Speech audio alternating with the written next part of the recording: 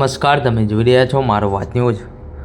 મહેસાણા જિલ્લાના મરેડા ગામની સીમમાં આવેલી ટ્યુટલાઇટ ક્રાફ્ટ પેપર પ્રાઇવેટ લિમિટેડ નામની ફેક્ટરીએ આસપાસના 6 થી 7 ગામોના ગ્રામજનોનું જીવન ઝેરી બનાવી દીધું છે। આ ફેક્ટરીમાંથી નીકળતો ઝેરી ધુમાડો અને દૂષિત પાણીએ ગ્રામજનોના શ્વાસને ગંભીર નુકસાન પહોંચાડ્યું છે। ગ્રામજનોના જણાવ્યા મુજબ આ પ્રદૂષણના કારણે આંખોમાં બળતરા, શ્વાસ રૂંધાવો, શરીરે ખંજવાળ અને અન્ય ગંભીર સ્વાસ્થ્ય સમસ્યાઓનો સામનો કરવો પડી રહ્યો છે।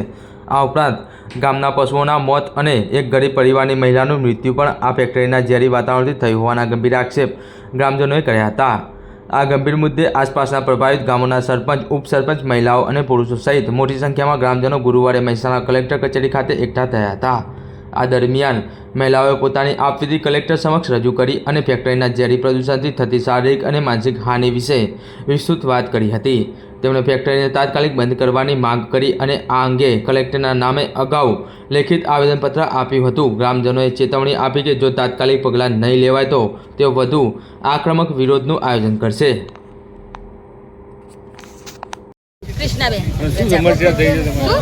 તબિયત બગડે, છોકરાને બધું બગડે, નાનો રોજ દવાખાને લઈ જવાનું, ભેંસો હાચવવાની કે ઘરનો કામ કરવાનો, શું કરવાનું અમારે?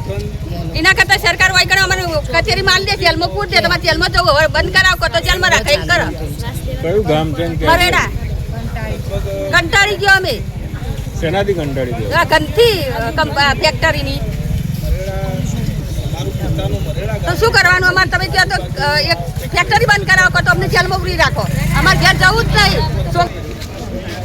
સામેત્રા, મરેડા, ગોકળગઢ, ખારા, લક્ષ્મીપુરા, મીઠા, વડો 7-8 ગામની 10,000 પબ્લિકના વચ્ચોવચ રહેણાંક વિસ્તારમાં ફેક્ટરી ધૂમધામ ચાલે હ।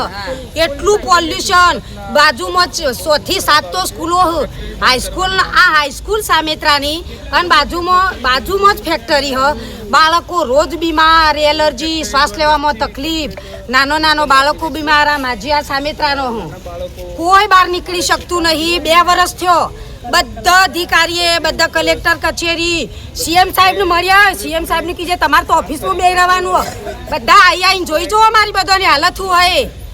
ખાલી જવાબ આલે એમ કરીને આ તમારા જવાબો બધો નાટક ઝલ્યો તે અધિકારીઓને પોલ્યુશન વિભાગ કરી રહ્યો 2 વર્ષથી। 25 અમે તો બધા નવરા, બધા ભેંસો ચાર મૂકીને આવ્યા હોય। આ ધંધા ચલ્યા ત્યાં સરકારને, અધિકારીઓને બધાને ફેક્ટરી બંધ, આ જોઈ ખીચવાય જવા નહીં। અને કલેક્ટર ની કીધે હાલના હાલો આવી જાવ જો હોયથી આ વસ્તી નવરી આ બધી ફેક્ટરી બંધ થા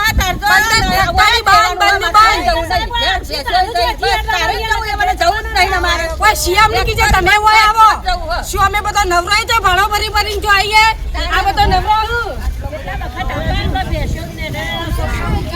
આ ધંધા ચલાવે પોલ્યુશન કેને આલી આવી પ્રદૂષણની? તમારે તો શુદ્ધ હવામાં રહો, લઈ જાઓ ફેક્ટરી કમલામાં, સચિવાલયમાં લઈ જાઓ, અમારે નહીં જોતી અમારે આવી લઈ જાઓ તમારી કેમ ફેક્ટરી વાળાને થયો બીજે તાર ઉઠાઈ લઈ જાઓ ગોધીનગર તો હોય કલેક્ટર કચેરી લઈ જાઓ ફેક્ટરી હોય 10,000 વસ્તીના આરોગ્યનું નુકસાન હ। આ શરીર જો બધાનો એલર્જીઓ બધાની, કોઈ શ્વાસ નહીં લઈ શકતું, બાળકો શાળામાં નહીં જઈ શકતો, રોજ ઉલટીઓ, માથું, બીમાર પડ્યું તોય કોઈ સરકાર, કોઈ પોલ્યુશન વિભાગનો અધિકારી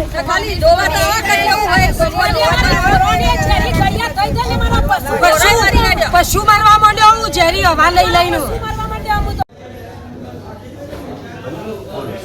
સાહેબ 7 ગામ વચ્ચે જ કેન્દ્રમાં ફેક્ટરી છે આ પોલ્યુશનની, તે એટલી બીમારીઓ સાહેબ, 5 થી 7 તો શાળાઓ, ઓગણવાડીથી લઈને સ્કૂલ 11, 12 હાઈ સેકન્ડરી સુધી 2 વર્ષથી સાહેબ અમે અહીંયા પણ અમે 5 થી 10 વખત આવ્યા કલેક્ટર કચેરી સાહેબ, પણ અમને કોઈ પોઝિટિવ જવાબ મળ્યો નથી। બસ અમે વિચાર્યું એટલે જો શ્વાસ લેવામાં તકલીફ પડે, વખો બળો, ઉલટી થાય, ભૂખ તો બી, અને બાળકો તો શાળામાં જોઈ એવો તરત ઘેર આવી જાય, કમનું માથું ચોય તે ગોળી આલે, કલાક ઊંઘ પાછો જાય, પાછી દુર્ગંધ આવે તો ઘેર આવતો કહું તમે છે બાળકો જે સવારે ઉઠ્યો ને એટલે વખો ચોટી જાય। સાહેબ એક આ બેબી લાયા છે એના માટે ચાકતું ખંજવાળ સતત ચાલુ છે, એ પોતે શ્વાસ નહીં લઈ શકતી। એવું તો બધું ટ્રીટમેન્ટ સાહેબ ચાલુ પણ એકને કરાવીએ આવા તો કેટલાય બાળકો સ્કૂલ બંધ કરી પડી, આવા તો 1000 કેસ સાહેબ ડોક્ટરે એમ જ કીધું કે પોલ્યુશન થી તમને ના થાય। સાહેબ આ પોલ્યુશન ની આખી ફાઇલ બની સતત 2 વર્ષથી અમે લડી રહ્યા છીએ।